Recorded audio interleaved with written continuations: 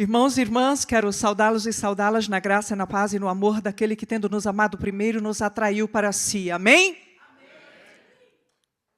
Fui rápida demais? Vocês esqueceram como é o pastor Igor? Queridos e queridas, é um privilégio estar aqui nessa noite, pela primeira vez nessa igreja. Nosso filho tem tido a alegria de estar neste lugar. Bom te ver neste lugar, irmão. Deus te abençoe, viu? Anjo não anda sem encomenda, né, irmão? Graças a Deus. É uma alegria muito grande poder estar aqui com vocês, poder estar com parte da família aqui. Nós somos uma família de homens e mulheres que abriram mão da sua vontade para viver a vontade de Deus, abriram mão dos seus sonhos para viver os sonhos de Deus, abriram mão dos seus planos para viver os planos de Deus. Isso não significa que a nossa vida é fácil, mas possível naquele que pode todas as coisas. Amém? Vocês estão comigo? Amém? Amados e amadas, quando o pastor Heber convidou para que eu pudesse estar aqui, e o meu digníssimo esposo não pode estar, meu digníssimo esposo é a parte cantante do pastor Igor, e eu sou a parte falante do pastor Igor.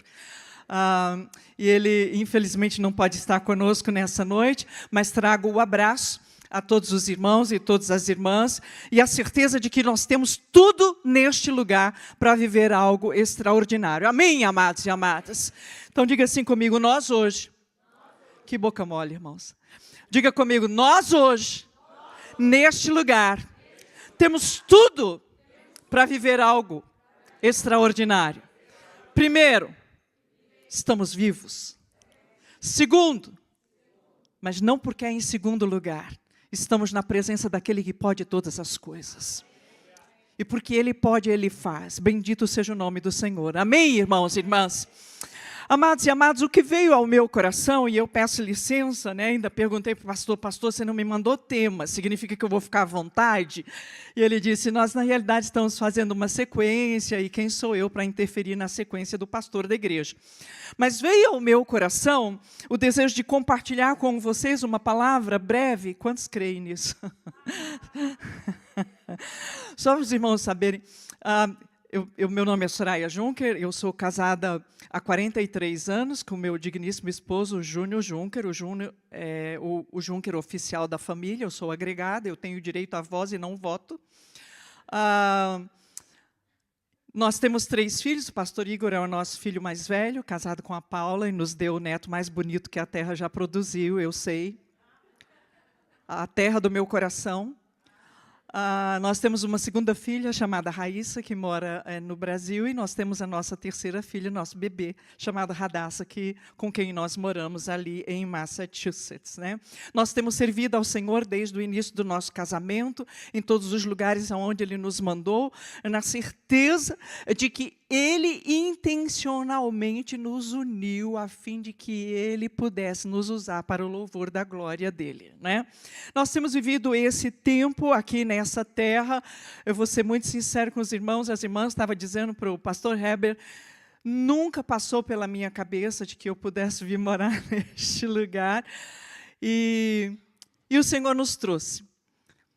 Depois de mais de 40 anos servindo no Brasil, o Senhor nos trouxe do alto do seu senso de humor. Ele nos pôs para morar neste lugar, e eu tenho dito para quem tem caminhado conosco e é dessa terra, eu tenho dito, durante toda a minha vida eu usei a minha voz para cantar, ensinar, pregar, e falar principalmente das coisas do Senhor, e hoje eu estou nessa terra tentando aprender essa língua diferente, a essa altura do campeonato, coisa que não é fácil. Quantos estão comigo? Diga, aham. E a única coisa que eu tenho dito ao Senhor, Senhor, eu só quero ter voz de novo. Eu só quero poder falar aquilo que o Senhor tem colocado no meu coração. Eu só quero poder compartilhar aquilo que o Espírito do Senhor tem imprimido em mim.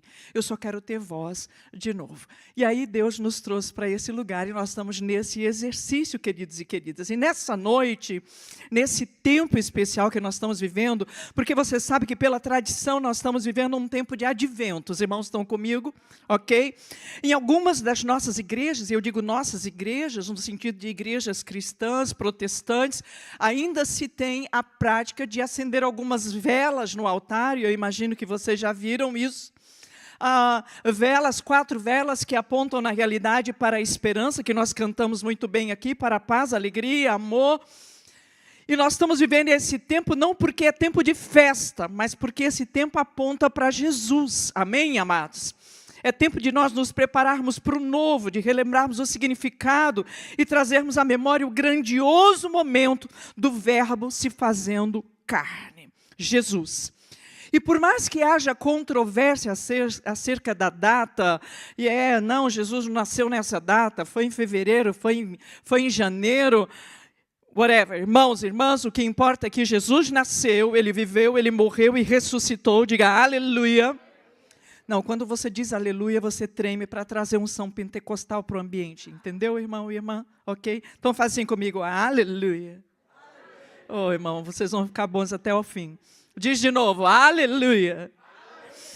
Amados e amadas, o que importa é que Jesus nasceu, viveu, morreu e ressuscitou. E nós celebramos a sua vida em todo o tempo, e nesse tempo nós testemunhamos para todos os povos o grande presente que nós recebemos do Pai. Diga glória a Deus. E nós aqui estamos numa terra, queridos e queridas, onde o Natal não é só um feriado, não é um dia, é uma estação.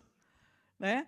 Existe a estação de Natal, com todas as suas muitas variações, muitos olhares diferentes, questões culturais que não vale a pena a gente ficar detido aqui nessa noite, mas isso é a oportunidade de testemunhar e resgatar o sentido do Natal. Então, eu não sei se você tem essa prática, mas aonde quer que eu esteja, se alguém diz assim, eu gosto dessa estação, eles nem falam mais o nome direito, eu falo, eu também gosto. Eu gosto de Natal. Eu ainda nem pus a minha árvore lá em casa, mas essa não é a questão. Eu gosto de Natal. Porque no Natal, quer queira, quer não, você tem a oportunidade de trazer à tona a vida de Jesus, o nascimento de Jesus, a obra de Jesus, e tudo aquilo que nós sabemos que Ele é capaz de realizar em nós e através de nós. E aí, ainda que a conversa transite outros ambientes, porque eu vou passear em tal lugar. Puxa, que legal que você vai, que Jesus vá com você. Porque nesse tempo, irmãos, a gente não pode perder a oportunidade. Porque eu imagino que você sabe que a oportunidade é o tempo intermediário entre o chamado e a realização. Os irmãos estão comigo, amém? A oportunidade é um tempo intermediário, nós somos chamados para, e até que se cumpra aquilo para o qual nós somos chamados, nós vivemos um tempo chamado tempo da oportunidade. E nesse tempo, queridos e queridas, nós estamos vivendo um tempo de oportunidade, de testemunhar e resgatar o sentido do Natal.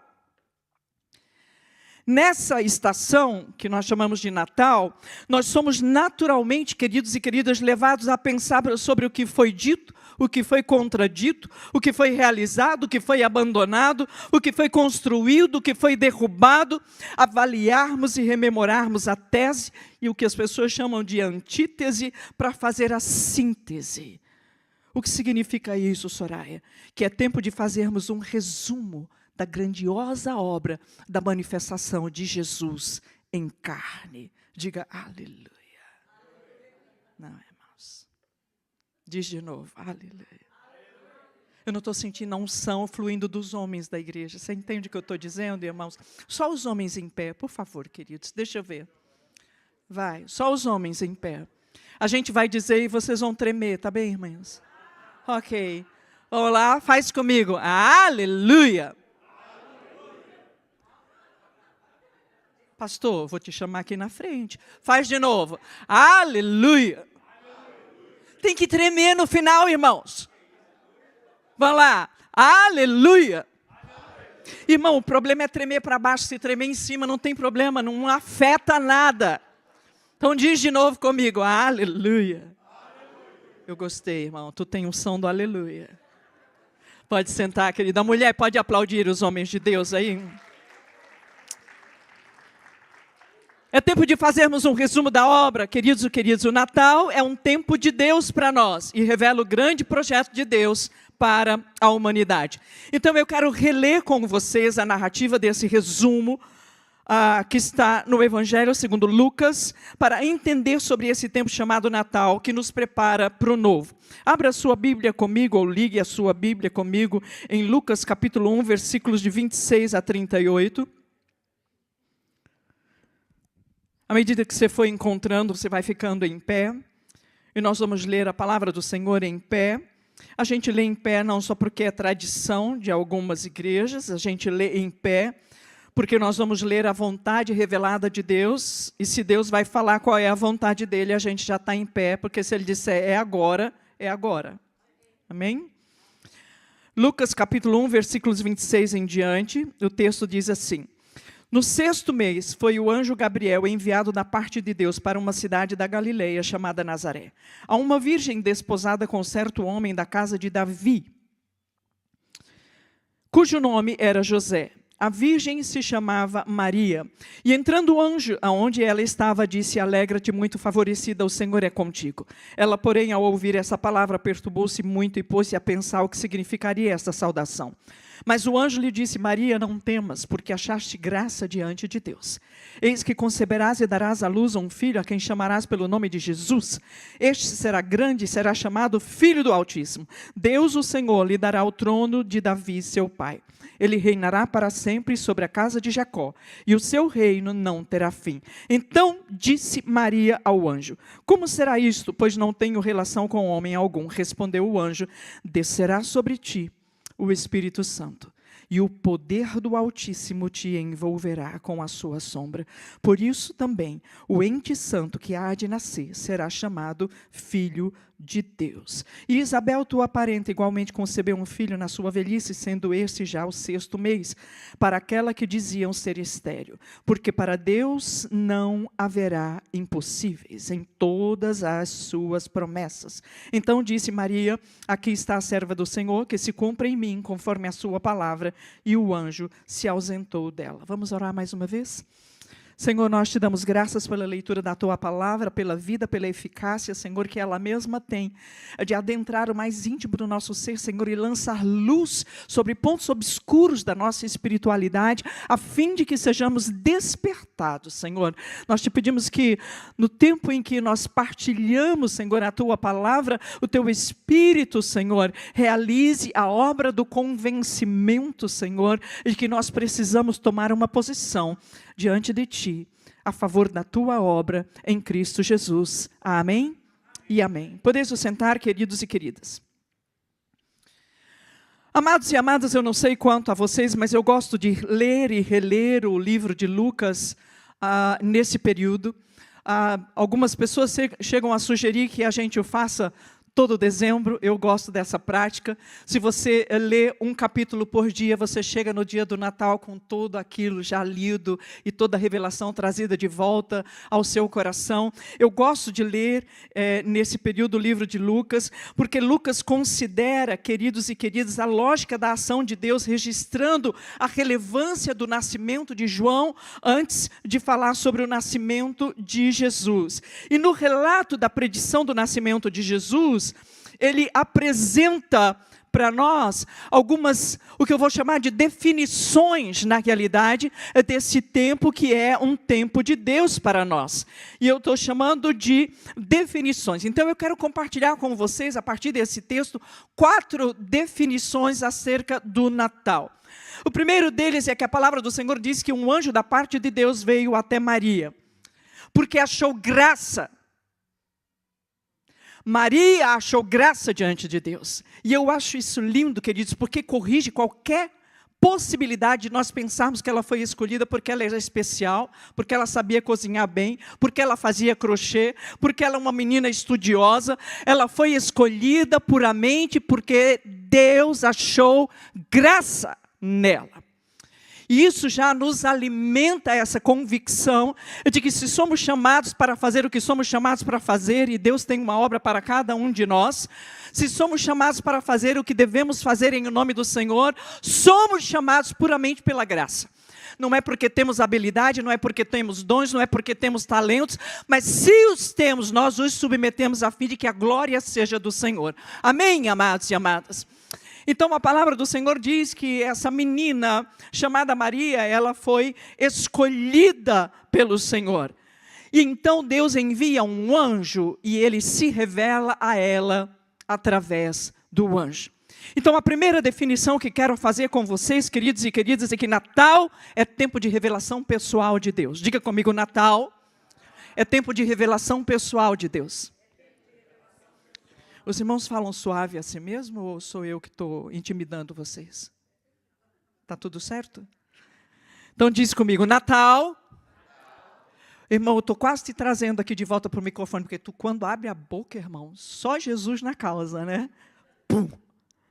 Estou quase trazendo de volta. Natal é tempo de revelação pessoal de Deus. A palavra do Senhor diz que Deus enviou um anjo e se revelou a Maria. E eu queria que você entendesse algumas coisas sobre esse princípio da revelação.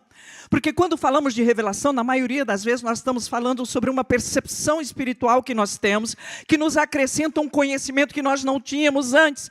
E é verdade, sim. Mas a revelação não é só conhecimento antecipado. Quando Deus revela, Ele dá conhecimento antecipado. Quando Deus revela, Ele desperta em nós o interesse sobre aquilo que Ele intenciona realizar. Quando Deus revela, Ele nos compromete com aquilo que Ele quer manifestar. Diga aleluia. Então a palavra do Senhor diz que o Deus se revelou a Maria. E a palavra está dizendo para mim e para você que esse conhecimento antecipado é a habilidade de transitar o ambiente que transcende o tempo e o modo. Ou seja, quando Deus imprime uma revelação em nós, por meio do seu Santo Espírito, nós começamos a viver um tempo que ainda naturalmente não foi manifesto. Os irmãos estão comigo? Nós começamos a viver um modo que naturalmente ainda não foi manifesto. Mas quando Deus faz isso, queridos e queridas, cada faceta revelada do seu caráter tem a intenção de lidar com uma faceta do nosso caráter.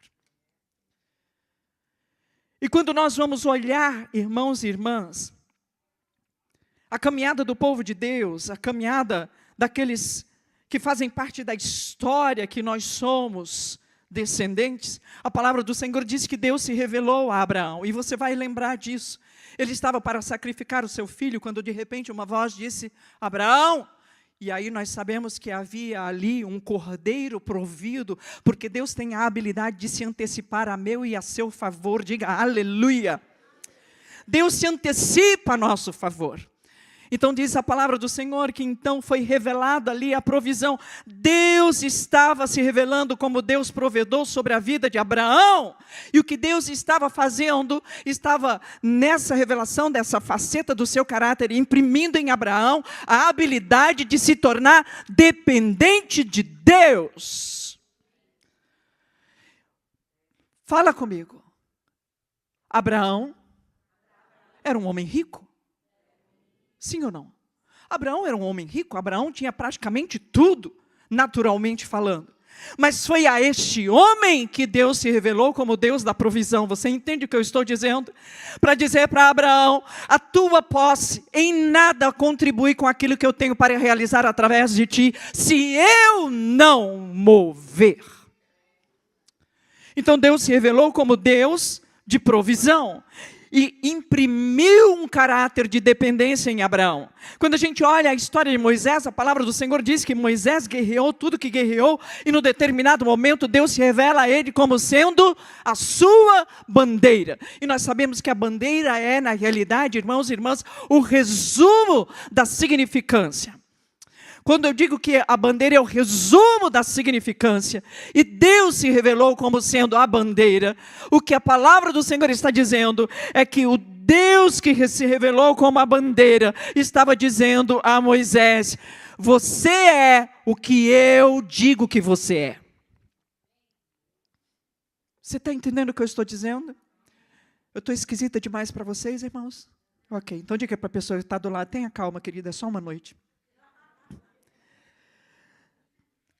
O que Moisés entendeu, queridos, é que ele tinha toda uma história, ele fez toda uma condução, mas ele era o que Deus dizia que ele era. Entende? Deus estava imprimindo um caráter de identidade espiritual em Moisés. Não é porque os homens diziam, Moisés é um homem de guerra, Moisés é um homem sábio, Moisés é um bom condutor, Moisés é um bom líder. Não! É porque Deus disse, eu sou a tua bandeira. E todas as tuas características passam por aquilo que eu fiz de você. Quem você é. Os irmãos estão comigo, amém? A palavra do Senhor diz que Deus se revelou, por exemplo, a Gideão como sendo: o Senhor é a nossa paz. Gideão estava no meio de uma guerra, nós conhecemos a história. Ele vivia um tempo de dificuldade. Israel plantava um pouquinho, vinha os midianitas, vinha o povo e pegava tudo que eles conseguiam plantar, e eles não conseguiam nem reter uma parte disso. E no meio disso tudo, Deus encontra Gideão ali no lagar, tentando se esconder, numa tentativa de autopreservação. E aí Deus os chama, e quando Deus os chama, ele olha para a obra, ele fala: Senhor, endereço errado, o Senhor não sabe quem eu não sou ninguém, eu não sou nada, eu estou aqui tentando ficar vivo. E o Senhor disse para ele: eu sou a tua paz. Não significa que você não vai ter luta, mas significa que eu estou contigo no meio da luta. Amados e amadas, quando Deus revela uma faceta do seu caráter, Ele está lapidando uma faceta do nosso caráter. Dá para entender o que eu estou dizendo? Amém, irmãos? Se nós olharmos para as mulheres, nós vamos ter Esther. A gente estava falando sobre o livro do pastor Esther, é um dos livros, aqui só para vocês, não fala para ele, é um dos que eu mais gosto. E Esther foi uma mulher que viu Deus se revelando a ela como sendo o Senhor da história. Porque ela antecipadamente foi levada para aquele lugar. Ninguém sabia de onde ela vinha, mas Deus tinha intenções favoráveis acerca daquela mulher e acerca do seu povo. Diga aleluia. Porque Deus, quando move um homem ou uma mulher numa direção, Ele tem intenções favoráveis. Eu quero que você saiba que Deus tem intenções favoráveis acerca da sua vida neste lugar. Eu quero que você saiba que Deus tem intenções favoráveis acerca da sua família neste lugar. E ainda que você esteja passando luta, saiba que Deus tem intenções favoráveis e Ele é Senhor da história. A ponto do tio ter que dizer para ela, o primo, o tio, a gente faz aquela, né? Dizer para ela: se você não se levantar, Deus vai fazer através de outro. Mas você vai prestar conta no final. E ela disse: eu quero ser parte da história que Deus está escrevendo. Quantos querem isso, irmãos? Não, levanta a sua mão e diga: eu quero ser parte da história que Deus está escrevendo. Eu quero ser parte da história que Deus está escrevendo nessa igreja. Eu quero ser parte da história que Deus está escrevendo nessa cidade. Eu quero ser parte da história que Deus está escrevendo nesse país, para a glória dEle. Deus estava imprimindo, através da revelação da faceta do caráter dele, uma habilidade dela de se posicionar em nome do Senhor, porque Ele é o Senhor da história, e como diz a palavra, Deus se incumbe de levar a bom termo aquilo que Ele planejou. Se Ele disse: eu vou fazer, diga comigo: Ele faz. Que boca mole, diga: Ele faz. Obrigado, irmão, vocês estão me ajudando agora. E aí a palavra do Senhor diz que com Maria não foi diferente. Deus se revelou a Maria, e Ele se revelou a Maria como o Senhor da vida. Diga aleluia. Ela estava naquele lugar, ela era serva, e ela disse: Senhor, aqui está a tua serva. O que ela estava dizendo: Senhor, eu viverei em função da tua vontade. Não há em mim habilidade, mas o Senhor pode todas as coisas. Eu nem sei como isso vai acontecer, mas eu sei que o Senhor vai fazer acontecer. E Deus se revela a Maria como sendo o Senhor da vida. Ela disse: mas eu não tenho nem relação com homem nenhum. E o Senhor disse: eu, o Senhor, é que gerarei vida. Então, amados e amadas, a primeira definição que quero deixar com vocês é que Natal é tempo de revelação pessoal de Deus. Deus quer se revelar a você, Deus quer se revelar a mim. Diga glória a Deus por isso.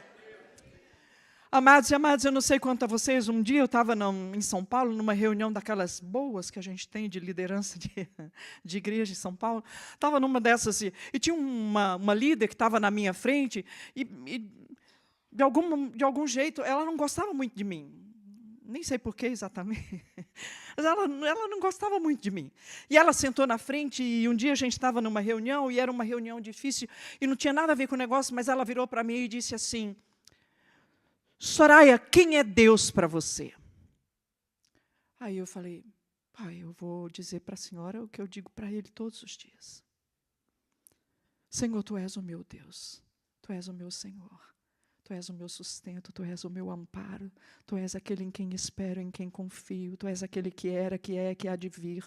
Tu és o Santo de Israel, Tu és o Deus Todo-Poderoso, não há outro semelhante a Ti, Tu és santo, Tu és santo, Tu és santo. E eu esqueci que eu estava na reunião, e aí eu abri o olho, e ela estava olhando para mim do mesmo jeito. E ela disse, mas isso tudo está na Bíblia. Aí eu falei, eu digo para ela que o Deus que eu creio é o Deus da Bíblia. Ou vai ficar pior? Eu falei para ela, sim, com certeza. Porque o Deus que eu creio é o Deus de Abraão. Quando eu estou diante de um prato de comida na minha mesa, irmãos, eu digo, Deus é Deus de provisão. O Deus que eu creio é o mesmo Deus de Davi. Porque Davi era tido como homem de guerra, mas quando Davi saía para guerrear, ele dizia, Deus é meu escudo. Ele sabia que não havia escudo humano que pudesse livrá-lo, mas que o Senhor trazia livramento sobre a vida dele. Davi dizia, o Senhor é o meu cálice. Ele era rei, irmãos. E como rei, ele dava um cálice para alguém quando estava dando uma destinação para alguém. O que ele estava dizendo é, Deus é minha destinação. Esse é o meu Deus. Fui feita para Ele, eu vivo para Ele. E tudo na minha vida só faz sentido se for com Ele. Você está entendendo o que eu estou dizendo, irmão? Então, Natal é tempo de revelação pessoal de Deus. Diga glória a Jesus. Segunda definição é que aí Maria disse assim, como é que vai ser, Senhor? O Senhor disse, você vai engravidar. E ela falou assim, uau, mas eu não sei como isso pode acontecer, eu nem conheço homem algum. E aí o que fica para mim, queridos e queridas, é que Natal é tempo de engravidar. Diga comigo, Natal é tempo de engravidar. Calma, irmãos, não se anima, não. O que o texto está dizendo é que Natal é tempo de ser fecundado pelo Espírito. Você está entendendo? Ser fecundado pelo Espírito. Ou seja, Natal é tempo de Deus imprimir em nós, por meio do seu Santo Espírito, invadindo a nossa interioridade com aquilo que Ele intenciona. Quantos aqui já engravidaram? Estou falando das mulheres, irmãos. Obrigada. Você sabe como funciona.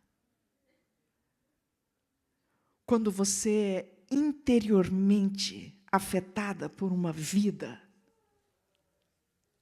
que Deus está gerando, as coisas ficam diferentes para você. Você já não reage do mesmo jeito.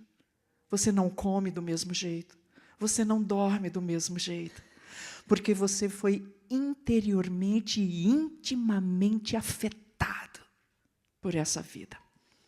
Quando eu digo que Natal é tempo de ser fecundado pelo Espírito, eu estou dizendo para você, querido e querida, que é hora da gente engravidar dos sonhos de Deus. É hora da gente engravidar da vontade de Deus e do que Deus tem para realizar através de nós. Mas o que eu estou dizendo é que Natal, queridos e queridas, é tempo de ser fecundado pelo Senhor. Deus vai invadir a nossa interioridade e tratar com coisas que precisam ser tratadas lá no âmago. Entende o que eu estou dizendo, irmãos e irmãs? Porque, queridos e queridas, se Natal é tempo de ser fecundado pelo Espírito, significa que não é só uma questão de fazer de conta, de aparentar. Não é só uma questão de sinalizar disposição, é uma questão de ser afetado intimamente e interiormente por aquilo que Deus está revelando. Amém, irmãos e irmãs? E quando isso acontece, queridos e queridas, duas coisas acontecem com a pessoa grávida. Ela assume um compromisso com aquilo que vai acontecer e ela está comprometida com aquilo que vai acontecer. Ou seja, é com o modo como isso vai ser realizado. É ou não é assim, irmãos e irmãs? O que eu estou dizendo para você é que se Natal é tempo de ser fecundado pelo Espírito, significa que a sua interioridade vai ser afetada pelo Espírito de Deus. Diga aleluia. Isso significa que você precisa contribuir de forma positiva, reagindo positivamente àquilo que o Espírito está ministrando. Sabe o que significa isso? Que você não vai ficar comendo qualquer coisa. Então, irmão e irmã, não fica comendo qualquer coisa por aí, não ouve qualquer palavra, não lê qualquer livro, não ouve qualquer música, porque aquilo que você ouve, lê, Alimenta. E se você precisa estar com a saúde em dia, você precisa ter cuidado com aquilo que você ouve, que você... Amém? Come. É preciso ter cuidado com a alimentação. Alimentação espiritual. A fim de que isso possa crescer e tomar conta de todo o seu ser. O compromisso é uma responsabilidade assumida, mas o comprometimento, irmãos, vai além da responsabilidade. A pessoa está envolvida e motivada com aquilo que está sendo gerado interiormente e não vê a hora de acontecer. Diga comigo, eu estou dentro. Essa boca mole. Diga, estou dentro. O que a palavra do Senhor está dizendo é que Deus não precisaria de nós para manifestar tudo isso. Sim ou não, irmãos? Você acha que Deus precisava de Maria? Não. Deus não precisa de nós. Mas aprove ao Senhor nos fazer participantes dessa glória. Diga, aleluia. Eu não sei se você tem isso, mas eu tenho esse senso de privilégio. Irmãos, eu estou aqui nessa noite. Quantas pessoas poderiam estar aqui compartilhando o que Deus tem falado ao seu coração, mas aprove ao Senhor que eu pudesse estar aqui nessa noite. É um privilégio isso. Servir ao Senhor é um privilégio, viver diante de Deus é um privilégio, adorar a Deus é um privilégio, testemunhar acerca do Senhor é um privilégio. Quantos se sentem privilegiados? Diga, eu sinto. Obrigada, queridos. Deus não precisaria de nós, mas aprove ao Senhor manifestar a sua glória através de nós e nos fazer participantes disso. Diga, bendito é o nome do Senhor. Então Maria pergunta, como isso vai acontecer? E aí a palavra do Senhor diz que o anjo disse, descerá sobre ti o Espírito Santo e o poder do Altíssimo te envolverá. E aqui para mim está a terceira definição. Natal é tempo de ser envolvido pelo poder do Altíssimo. Você já parou para pensar que Maria teve um Pentecoste particular? Porque ela não teria condição, se não fosse pelo Espírito. Ela teve um Pentecoste particular. O que a palavra do Senhor está dizendo é que Natal é tempo de Pentecoste. Não fala assim, irmã, vai confundir a cabeça dos crentes. Natal é tempo de ser envolvido pelo Espírito. Natal é tempo de avivamento, queridos e queridas. E eu vou dizer uma coisa para vocês. Avivamento para as mentes mais tradicionais do estudo teológico se baseia na leitura única do Gênesis, o Ruá, que estava pairado sobre as águas, ou em Ezequiel, que o Espírito vem sobre ossos e levanta dali um exército, ou em Joel, quando fala da promessa de que haverá um povo cheio do Espírito, ou na citação de Jesus que diz que eles deveriam ficar ali em Jerusalém, até do alto serem revestidos do poder. Mas eu vou dizer uma coisa para vocês, irmãos e irmãs, que para mim é muito claro. Toda vez que um homem ou uma mulher está sendo invadido por uma revelação da palavra de Deus, toda vez que um homem ou uma mulher está tendo um despertamento, esse homem ou uma mulher está vivendo um avivamento.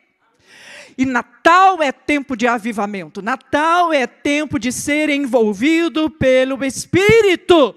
Por quê? Porque nós precisamos, e eu gosto da expressão de envolvido pelo Espírito. Entende o que eu estou dizendo? A palavra do Senhor diz que o anjo diz para Maria, o Espírito de Deus vai te envolver. Sabe o que ele estava dizendo? Você vai estar presa. No bom sentido, entende, irmão? Quando você envolve alguém num abraço de verdade, e você diz assim, está aqui, guardado, você será guardada pelo Espírito. Mas sabe o que significa? Se o Espírito envolver você, significa que a partir de agora, você vai ver pelo Espírito, você vai ouvir pelo Espírito, você vai falar pelo Espírito, você vai pensar pelo Espírito, você vai mover pelo Espírito, você vai andar pelo Espírito. Faz assim comigo, envolvido. Diz de boca cheia, irmãos, diz envolvido pelo Espírito. E o poder do Espírito te envolverá. Ela disse, eu não sei como fazer, eu nem posso fazer. Ele disse, mas você será envolvida pelo Espírito. Porque você é dependente do Espírito, querido e querida.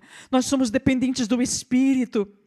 E aí nós vamos perceber que o entendimento espiritual, ele é impresso em nós. E nós passamos então a nos mover naquilo que o próprio Deus imprimiu em nós. Não aquilo que nós simplesmente entendemos naturalmente, aquilo que nós estudamos, mentalmente, simplesmente, mas porque fomos envolvidos pelo Espírito. Envolvido pelo Espírito, diz a palavra do Senhor. Porque só sob o poder do Espírito, que ressuscitou Jesus de entre os mortos, é que nós somos habilitados a cumprir a obra de Deus. Sim ou não, irmãos? Eu leio o poder do Espírito Santo como o poder do cumprimento. Porque havia uma promessa. Jesus disse que era necessário que o Filho do Homem fosse crucificado, mas que ao terceiro dia ele ressuscitaria. Isso era uma promessa. Então, o Espírito de Deus, que é o poder do cumprimento, foi lá e ressuscitou Jesus de entre os mortos. O Espírito do cumprimento estava ali realizando a obra. Quando a palavra do Senhor diz, e sereis minhas testemunhas, o que ele estava dizendo é, eu vou continuar fazendo a obra por meio do Espírito, e você só vai testemunhar. Mas o que está sobre nós é o mesmo Espírito que ressuscitou Jesus de entre os mortos. É o Espírito do cumprimento. Eu não sei como fazer, o Espírito sabe. Eu não sei nem o que dizer, o Espírito sabe, porque ele é capaz de colocar palavras na nossa boca. Vocês estão comigo? Amém, irmãos e irmãs? Diga para a pessoa que está do seu lado, vai acabar agora, irmão, tenha fé. A palavra do Senhor diz que então ela disse, ok, aqui está a tua serva, mas eu não sei como isso vai acontecer. Era uma virgem que nem conhecia um homem. E o texto da palavra do Senhor diz, para Deus não haverá... Obrigada, pastora, pelo menos uma crente na igreja. Para Deus não haverá impossíveis. A quarta definição de Natal que quero deixar com vocês, queridos e queridas, é que Natal é tempo de milagre. Natal é tempo de milagre. E você sabe, havia ali uma mulher estéril, velha, grávida, e o legal da citação de Lucas é que ele põe tudo no mesmo bojo, da mesma narrativa. Havia uma mulher estéril, de muitos anos, grávida, e uma jovem, virgem, grávida também. E o que vem ao meu coração, queridos e queridas, é que há milagres que levam tempo, mas há milagres que são imediatos. Sim ou não?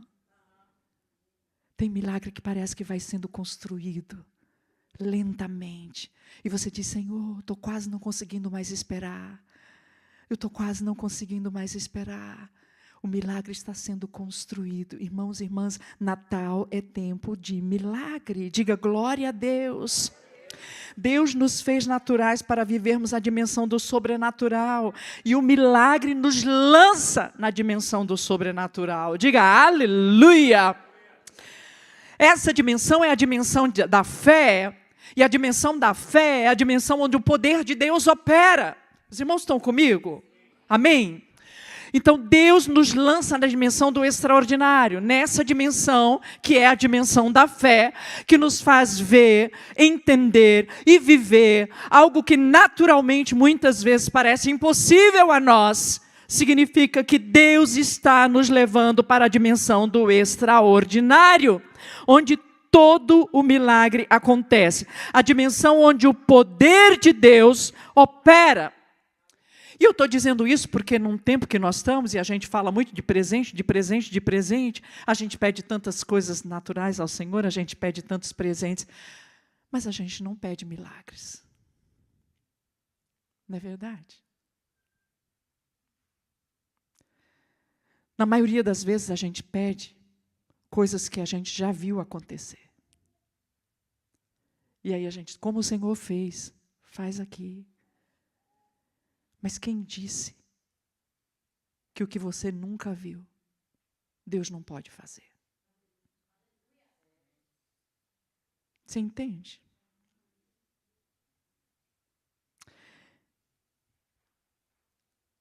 O que estava acontecendo naquele dia era um milagre. Porque milagres curam a história e glorificam o nome de Deus. E aquela mulher estava ali, dividindo um milagre com outra mulher para dizer para mim e para você: eu não sei quanto tempo faz que você está esperando ou pedindo, mas Deus ainda pode fazer. Quantos creem nisso? Em nome de Jesus. Hoje eu estava lembrando da nossa filha do meio, a Raíssa. A Raíssa, ela era nossa tecladista, ela era jornalista, nos ajudava no ministério no Brasil. E um dia nós voltamos da ministração com todo o pessoal que tocava conosco, e nós fomos para casa para dar comida. Porque eu não sei se vocês já perceberam, mas o que o músico de igreja não ganha, ele come. Então, a gente levou o pessoal para casa para dar comida para eles. E a Raíssa estava lá no quarto. E aí, por algumas vezes, eu fui lá no quarto. E eu falei: filha, tudo bem? Ela falou: estou com dor de cabeça. Você não vai comer? Ela falou: não. Irmão, se a Raíssa disse não para a comida, é porque o negócio estava ficando difícil de verdade. E aí o pessoal foi embora e a Raíssa continuou no quarto e nós fomos. Ela disse: eu estou com uma dor de cabeça muito grande. E a dor de cabeça continuou e quando amanheceu, estava para amanhecer o dia, eu falei para o Júnior: vamos levar a Raíssa, ela precisa ir no hospital. E aí levamos a Raíssa no hospital, o Júnior foi lá com a Raíssa, fizeram os exames, havia uma suspeita de meningite, daí os médicos vão lá, tiram um pouco do líquor da coluna para fazer o exame, e aí foi constatado que ela não estava com meningite, só que à medida que tiraram um pouco do líquor, ficou menos ainda. Então, o movimento fazia com que ela tivesse uma dor de cabeça ainda mais forte. E a Raíssa ficou assim durante a semana inteira. Um dia com mais dor de cabeça, outro dia no hospital, um dia em casa com dor de cabeça, outro dia no hospital. No sábado seguinte, eu tive que viajar para ministrar, e eu estava com problema no celular. Eu falei para o Júnior: eu volto tal hora, e a gente vai ver como fazer com a Raíssa. E eu viajei, fui de São Paulo para o Rio de Janeiro, era um dia inteiro ministrando sobre intercessão lá para o pessoal das igrejas do Rio de Janeiro, compartilhei com eles, disse para eles que a minha filha estava sentindo uma dor de cabeça muito forte, oramos juntos, e aí eu voltei para casa, e quando eu voltei para casa, quem foi me pegar foi a minha nora. Isso não acontecia, geralmente quem me pegava era o meu digníssimo esposo. Eu perguntei para ela: uau, você que veio me pegar? E ela disse sim. Ela disse: eu só não sei o caminho do hospital. Eu disse: a Raíssa está no hospital? Ela disse sim. Eu falei: eu posso guiar você. E aí a gente foi caminhando para o hospital. Quando fomos chegando no hospital, o pessoal da Batista do Povo lá, um monte de ovelhas do filhote lá, todo mundo ali, nós estamos juntos, nós estamos orando. Eu falei: alguma coisa realmente aconteceu aqui. O meu coração de mãe foi ficando assim: uau, o que será que está acontecendo aqui? E quando eu entrei, a Raíssa tinha tido uma convulsão, ela não estava no estado normal, e ela gritava, ela se mordia, ela tinha perdido esse senso normal das coisas. E nós ficamos ali, e ela gritava muito, e a médica disse: mãe, pai, vão para casa, não há nada que vocês possam fazer. E eu acho que não tem uma frase pior para dizer para um pai e para uma mãe. Um sentimento de impotência numa hora dessa. E nós fomos para casa. E quando nós chegamos em casa, eles disseram: nós vamos pôr a Raíssa na UTI, mas nós vamos ter que pôr na UTI reservada, porque ela está gritando muito, mas não há nada que vocês possam fazer. E nós fomos para casa, a gente não sabia nem como orar. E a única coisa que a gente conseguia dizer para Deus é: Deus, há um quadro diante de nós, e o Senhor tem poder para mudar quadros. E as coisas ficaram difíceis, e a gente foi acompanhando, e os médicos não queriam dizer, eles não afirmam aqueles que eles não têm certeza, eles não queriam dar um parecer sobre aquilo. E um dia eu peguei um médico na UTI, e eu disse para ele: desculpa, eu sei que vocês não gostam de falar do que vocês não têm certeza, mas eu só preciso saber como eu vou orar pela minha filha. E aí eu acho que ele ficou impactado e disse: ok, mãe, há uma suspeita de uma trombose cerebral, mas nós não podemos desligar a Raíssa, porque ela está como um computador com vírus, e a gente não sabe como vai voltar. Mas ela precisa fazer o exame. E nós fomos para casa. Eu disse para ele: uma trombose significa que o sangue não está andando direito na cabeça. Irmãos, tem uma coisa que é fora da minha unção, esse negócio da área de saúde. E ele disse sim. E aí a gente foi para casa. E nós dissemos para o Senhor: Senhor, o Senhor foi capaz de criar um caminho pelo seu sangue, do pecador até o coração do Pai. O Senhor pode criar um caminho para o sangue na cabeça da Raíssa. E os dias se passaram, ela ficou uns 10 dias na UTI, e depois ela foi transferida, e foram muitos exames, e eles conseguiram constatar que ela tinha tido mesmo uma trombose cerebral associada a uma meningite bacteriana. E aí todas as pessoas diziam para nós: olha, a Raíssa sempre foi uma menina muito inteligente, mas a partir de agora ela será dependente.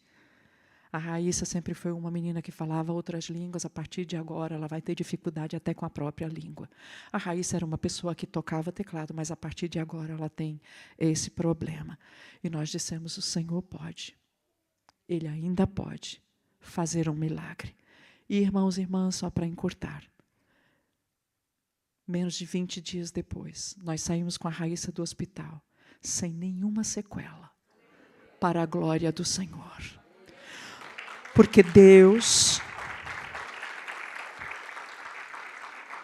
pode fazer um milagre.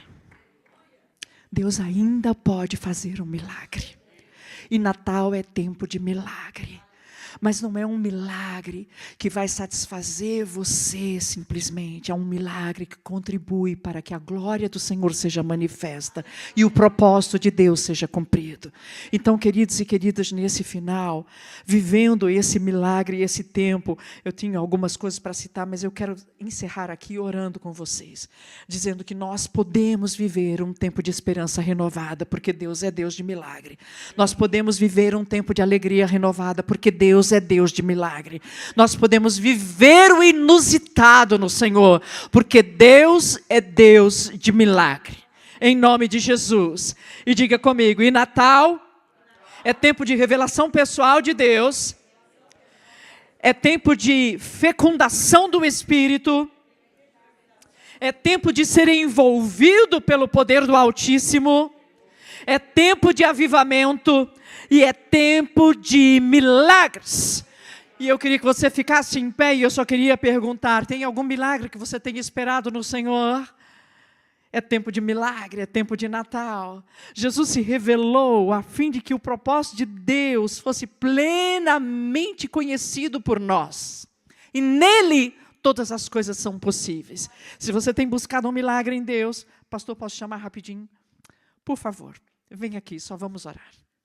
Se você diz assim: eu estou orando já faz um tempo. Ah, irmã, você não sabe a minha história. Você não sabe quanta dor eu tenho sentido, quanta dificuldade, quantas vezes eu já quis desistir. Você não sabe o que eu tenho passado. Eu não preciso saber, mas aquele que sabe, que te conhece, é o mesmo que pode fazer alguma coisa diferente sobre a sua vida. Por isso, meu irmão, minha irmã, não é porque a irmã Soraya está chamando você para vir aqui, mas é porque o Senhor está neste lugar. E como nós dissemos no começo, nós temos tudo para viver algo extraordinário nessa noite, neste lugar. Nós estamos vivos e Deus está neste lugar. Então eu quero convidar você, querido e querida, a pôr a mão no seu coração, a mão na sua cabeça, a mão diante do Senhor agora, e abrir a sua boca e dizer como Maria disse: eu não vejo em mim possibilidade, mas em ti tudo é possível. Abra o seu coração diante do Senhor nessa hora. É você e o Senhor. Naquele dia estava Maria e o anjo do Senhor naquele lugar. É na intimidade, é no recôndito.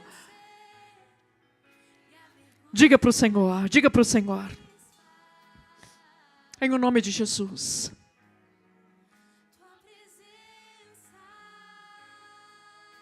Tu és assim, Senhor. E a tua presença é suficiente para nos alimentar uma esperança, Senhor, que surte efeito no presente. Porque tu disseste, Senhor, no mundo tereis aflição, mas tem de bom ânimo, eu venci. A tua esperança, Senhor, se manifesta no presente, porque tu disseste: eis que estou convosco até a consumação dos séculos. A tua presença se aplica ao futuro, porque tu disseste: haverá um dia em que não haverá mais dor, não haverá mais lágrima, novos céus e nova terra. E nós continuamos crendo em Ti, Senhor. Você colocou diante do Senhor? Então eu quero orar por você. Senhor, nós estamos tão vulneráveis à Tua presença neste lugar como Maria estava naquele lugar. Estamos, Senhor, ao Teu alcance neste lugar como ela estava naquele lugar. E agora, Senhor, eu não conheço a história dos Teus filhos, mas o Senhor conhece. Eu quero Te pedir, por favor, Senhor, que o Senhor toque a história de homens e mulheres nessa noite, neste lugar, Senhor. Que o Senhor toque com o Seu poder, que o Senhor toque com a Sua graça, que o Senhor toque de forma inusitada, Senhor. Que o Senhor surpreenda os Teus filhos nesse tempo, neste lugar, Senhor. Num tempo de Natal, Senhor. Num tempo de novo, Senhor. Num tempo de esperança. Que o Senhor faça aquilo que o Senhor planejou fazer. Nós Te pedimos agora, Senhor, que seja cancelada toda ação contrária à Tua vontade. Lançada por terra, Senhor, toda seta, todo dardo inflamado, Senhor. Toda intenção maligna de deter aquilo que o Senhor planejou fazer na vida dos Teus servos. Ao mesmo tempo em que nós Te pedimos, Senhor, derrama sobre eles agora. Ó, o Espírito de Deus envolve os Teus filhos neste lugar. Ó, Senhor, envolve, Senhor, de forma que não haja escolha senão em Ti, não haja movimento senão em Ti, mas que em Ti, Senhor, haja percepção do movimento do Espírito. Ó, Deus, toca agora, Senhor, toca agora, Senhor. Constrange, Senhor. Constrange, Senhor. Eu não sei se a necessidade dos Teus filhos de um milagre está na ordem material, emocional, relacional, espiritual, mas o Senhor é Deus Todo-Poderoso. E eu Te peço agora, Senhor, que o Senhor invada a interioridade dos Teus filhos. E lance sobre eles a Tua semente divina, Senhor. A fim de que ela brote e produza muito fruto para o louvor da Tua glória. Em o nome de Jesus. Em o nome de Jesus. Em o nome de Jesus. Abrace alguém mais perto de você ainda. E diga: o Espírito de Deus te envolve dessa forma, para te confirmar em estado de graça, para o louvor da glória dEle, em o nome de Jesus, em o nome de Jesus.